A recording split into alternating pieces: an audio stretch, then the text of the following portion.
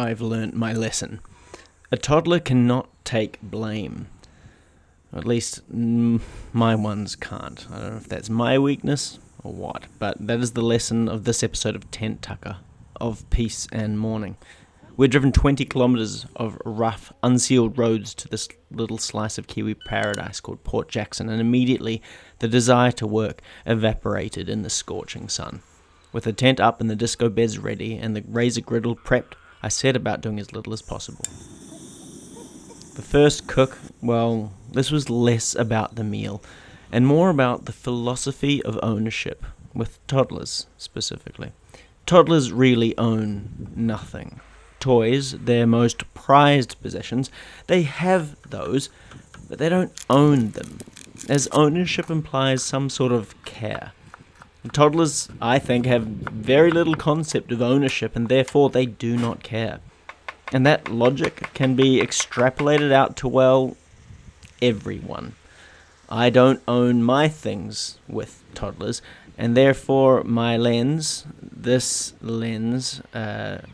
Tamron 20mm, it bit the dust at the hands of my youngest, Casper.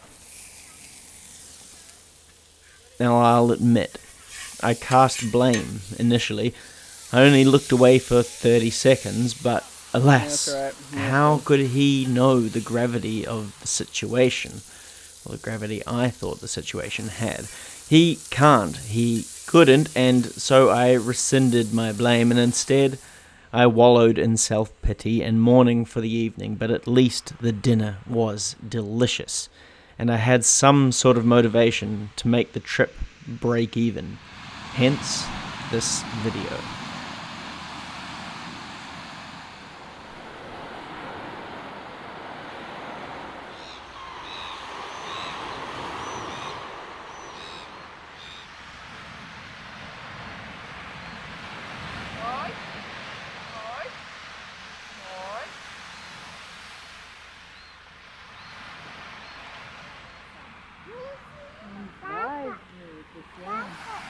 They're crazy, you know, like where that little ship that was caught.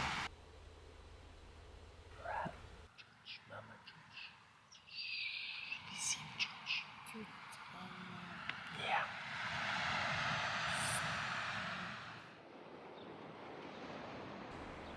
There is no better place to have a meeting at 6 a.m. If you can find one, tell me. Now, Port Jackson, it's a cove. Ines and my wife had scouted the peninsula that you see in front of you the day before, and we decided that day to tackle it with the kids, which basically meant that we were going to be in sweaty donkey mode, carting them up the hill, because really, it's a long walk, and perhaps they wouldn't necessarily enjoy walking that far. Now the cool thing is that remnants of the past of this place were there, but I can't find anything about that past anywhere online beyond a few sentences on Wikipedia, whereas the clear remnants of industry were definitely there. So if anyone knows more about Port Jackson, please leave a comment. Jandals, once again, is a bad choice for hiking, and I was having some regrets.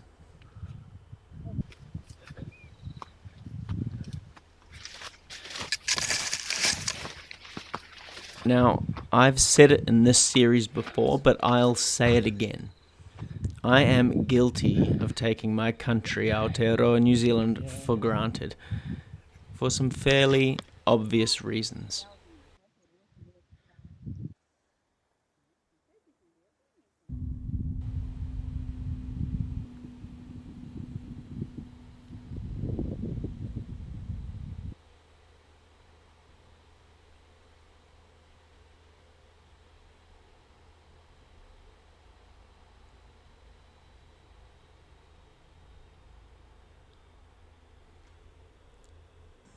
The second cook. Now, no matter how hard I try, no matter how well I cook, in the conditions that I find myself in, I'll always end up in a situation where I have to cook chicken nuggets. They have this magical spell in them, and my kids can sense the power of the nugget. So just remember that while I cook all of this food, camping and at home, that no fancy schmancy cook can overcome the power of the humble chicken nugget, or corn nugget for that matter. Those are delicious. And for that, I don't blame the kids either. Nuggets are awesome. But off the topic of nuggets, salmon is a luxury here in New Zealand, I think. It's very, very expensive, despite the fact that we make a lot of it. Like anything with New Zealand and food, if it's good, it's going overseas a lot of the time. And so when I actually splash out and get a salmon fillet, I sort of try and treat it really nicely.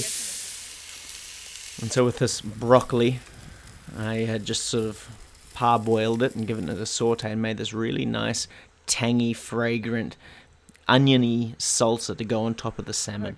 And it was really delicious.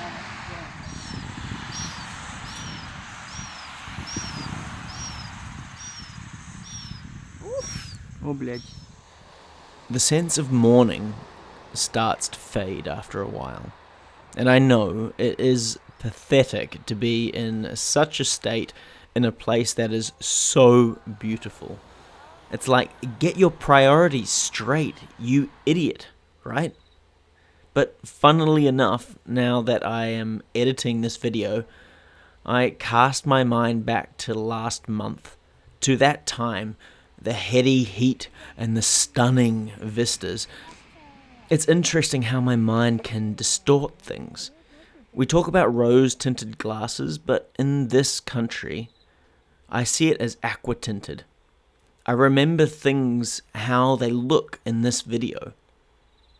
I've adjusted the colors of the video to how I remember it, and similarly, I have adjusted my feelings of mourning to ones that have wrestled with the fact that self-importance is a lie, that things are temporary, and that my kids are precious, no matter what they do, and that life goes on, and that the only thing that is important that I do is that I keep